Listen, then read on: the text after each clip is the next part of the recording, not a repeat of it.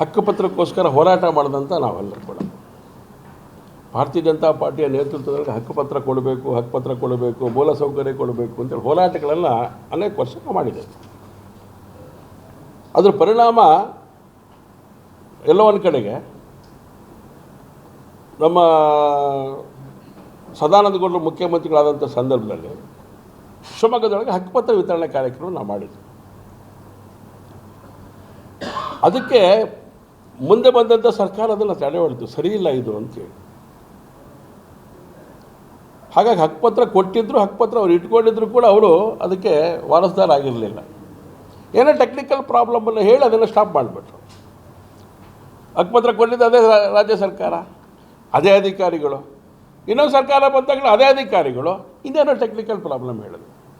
ಅದಕ್ಕೋಸ್ಕರ ಅದೆಲ್ಲದು ಕೊಟ್ಟಿದ್ದೆಲ್ಲ ಸರಿ ಇಲ್ಲ, ಈ ಥರದ್ದೆಲ್ಲ ಚರ್ಚೆ ಆಗಿ ಅದನ್ನು ಹಾಗೆ ಇಟ್ಕೊಂಡಿದ್ದು. ಅವರೆಲ್ಲಿಗೂ ಕೊಡೋದು ಪ್ರಕ್ರಿಯೆಗೆ ಹೋಗಬೇಕಿತ್ತು. ಬದಲಾವಣೆಗಳನ್ನು ಮಾಡಿ ಒಂದಷ್ಟು ಕೆಳಗೆ ಕೊಡ್ತಾಯಿದ್ದೀವಿ.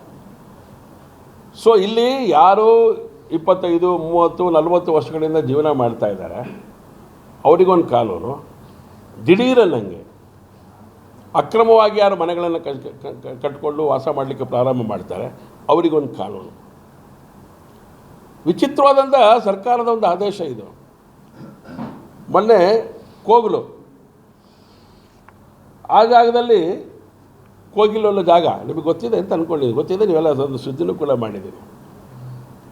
ಸರ್ವೆ ನಂಬರ್ 99 ಸರ್ಕಾರಿ ಗೋಮಾಳ. ಸರ್ಕಾರಿ ಗೋಮಾಳದೊಳಗಡೆ ಕಟ್ಕೊಂಡ್ರು. 21, 22 ಒಳಗಡೆ ಏನೂ ಇರಲಿಲ್ಲ, ಶುರು ಮಾಡಿಕೊಟ್ರು. ಇವತ್ತು 25 ಅದನ್ನು ಒಡೆದು ಹಾಕಿದ್ರು. ಒಡೆದು ಹಾಕಿದ ಮೇಲೆ ಗಲಾಟೆ ಶುರು ಆಯಿತು. ಗಲಾಟೆ ಆದಂಥ ಪರಿಣಾಮ ಏನಾಯಿತು ಅಂತ ಹೇಳಿದ್ರೆ, ಕೇರಳದ ಇನ್ಫ್ಲೂಯೆನ್ಸ್ ಇದ್ರ ಕಡೆ ಬಂತು. ನೋಡಿ ಹೇಗಿದೆ ನಮ್ಮದು ಕಾನೂನುಗಳ ತೊಡಕುಗಳೆಲ್ಲ ಹೇಗೆ ಬಗೆಹರಿಸ್ಕೊಳ್ತಾರೆ ಅಂತ. 40-50 ವರ್ಷಗಳಿಂದ ಯಾರ್ಯಾರು ಮನೆ ಕಟ್ಕೊಂಡು ವಾಸ ಮಾಡ್ತಾ ಇದ್ದಾರೆ ಅವರಿಗಿನ್ನೂ ನಾವು ಹಕ್ಕುಪತ್ರ ಕೊಡೋಕ್ಕಾಗ್ತಿಲ್ಲ. ಅಧಿಕೃತವಾಗಿ ಯಾರ್ಯಾರು ಹಣ ಕಟ್ಟಿದ್ದಾರೆ ಅವರುಗಳಿಗೆ ಇನ್ನೂ ಬೇಕಾಗಿರೋಂಥ ವ್ಯವಸ್ಥಿತವಾದಂಥ ಫೆಸಿಲಿಟೀಸ್ ಕೊಡೋಕ್ಕಾಗ್ತಾ ಇಲ್ಲ. ಈ 20 ರಿಂದ 22 ಕೋಟಿ ಹಣವನ್ನು ಖರ್ಚು ಮಾಡಿ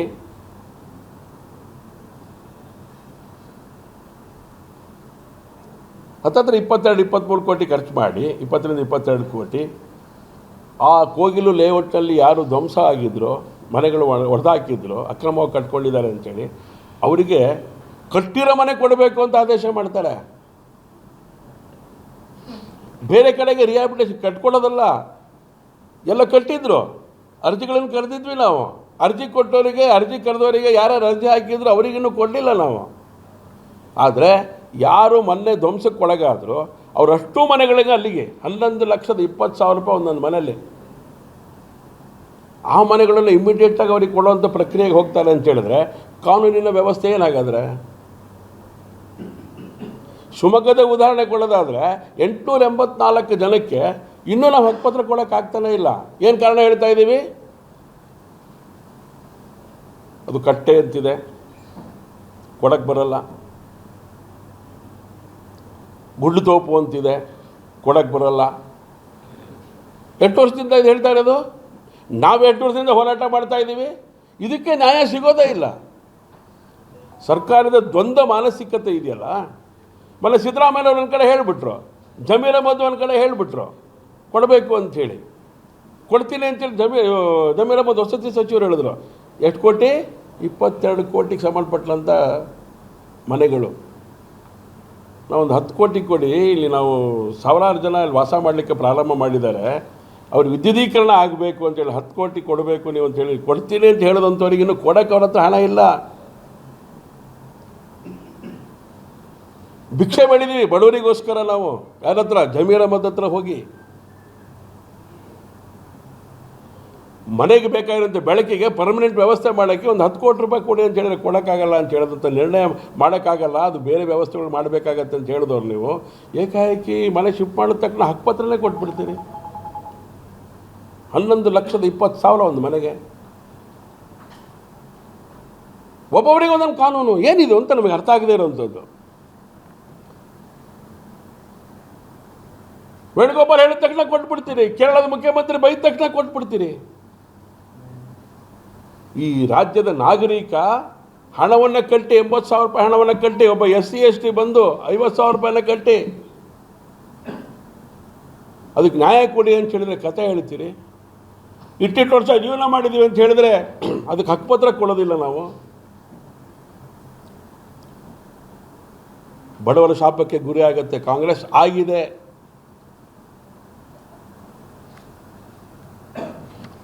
ಎಷ್ಟು ಕಡೆ ನೀವು ಬೆಂಗಳೂರೊಳಗೆ ಸುಮ್ಮನೆ ಆಯಿತು, ಬೆಂಗಳೂರಿಗೆ ಬರ್ತೇನೆ ನಾನು. ಬೆಂಗಳೂರಿನಲ್ಲಿ ನೀವು ಹೊಡೆದಿದ್ದೀರಲ್ಲ ಜಿಲ್ಲಾಧಿಕಾರಿಗಳ ನೇತೃತ್ವದಲ್ಲಿ, ಅಲ್ಲಿನಂತ ಕಮಿಷನರ್ ಅವರ ನೇತೃತ್ವದೊಳಗಡೆ ಎಷ್ಟೆಷ್ಟು 2025 ಉದಾಹರಣೆ ಕೊಡ್ತೇನೆ. ಕಾರಂತ ಲೇಔಟ್ನೊಳಗಡೆ ಡೆಮಾಲಿಷ್ ಮಾಡಿರೋದು 309 ಅನಧಿಕೃತ ಮನೆ ಕಾರಂತ ಲೇಔಟಲ್ಲಿ. ಜನವರಿ 20ನೇ ತಾರೀಕು ಅನಧಿಕೃತವಾಗಿ ನಿರ್ಮಿಸಿರುವಂಥ ಮನೆಗಳು 45ಕ್ಕೂ ಹೆಚ್ಚು ಅಕ್ರಮ ಕಟ್ಟಿರುವಂಥ ಮನೆಗಳೆಲ್ಲ ಹೊಡೆದಾಕ್ತೀರಿ, ಶೆಡ್ಗಳು ನಿರ್ನಾಮ ಮಾಡ್ತೀರಿ. ಏಪ್ರಿಲ್ 5, 25 ಬೆಂಗಳೂರು ನಗರ ಜಿಲ್ಲೆ 12 ಎಕರೆ ಸರ್ಕಾರಿ ಭೂಮಿ ತೆರವು ಮಾಡ್ತೀರಿ. ಮೇ 3, 2015 ಡಿಸೆಂಬರ್ ಜಗದೀಶ್ ಅವರ ನೇತೃತ್ವದೊಳಗಡೆ 10 ಎಕರೆ ಭೂಮಿ ಒತ್ತುವರಿ ಮಾಡ್ತೀರಿ, ಒತ್ತುವರಿ ತೆರವು ಮಾಡ್ತೀರಿ.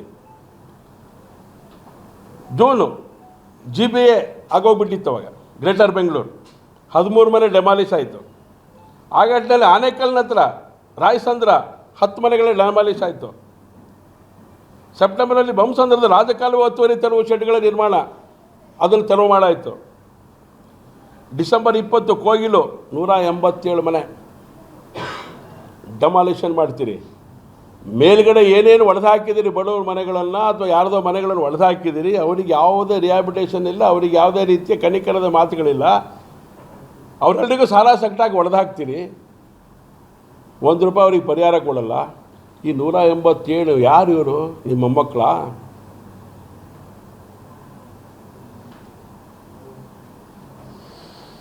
ಸರ್ಕಾರಿ ಮಕ್ಕಳ ಇವರಲ್ಲ? ಉಳಿದವರೆಲ್ಲ ಯಾರವರು? ಈಗ ಆಶ್ರಯ ಮನೆಗಳನ್ನು ಕಟ್ಕೊಂಡಿರುವಂಥ ಹಣ ಕಟ್ಟಿರುವಂಥವ್ರು ಯಾರು ಅವರು? ಹಾಗಾದ್ರೆ ನಿಮಗೆ ಬಡವರು ಒಂದು ಕಡೆ, ಕೇರಳದಿಂದ ವಲಸೆ ಬಂದಂಥವ್ರಿಗೊಂದು ನ್ಯಾಯ ನಿಮ್ಮದು. ಇದನ್ನು ಕೇಳಿಬಿಟ್ರೆ ನಿಮ್ಮದು ದ್ವೇಷ ಭಾಷಣ ಆಗಿಬಿಡುತ್ತೆ.